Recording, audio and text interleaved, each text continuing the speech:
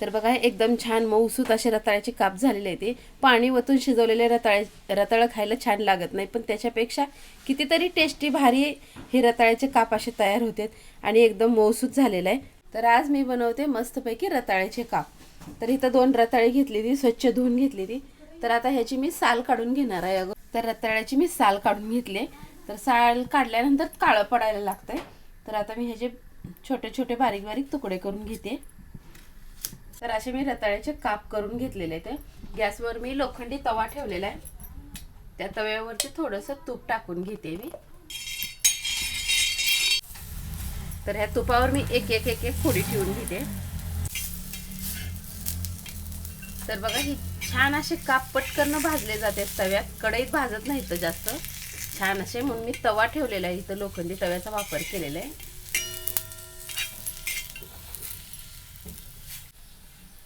तर बघा छान असे मऊ असं रताळ्याचा काप झालेले आहेत.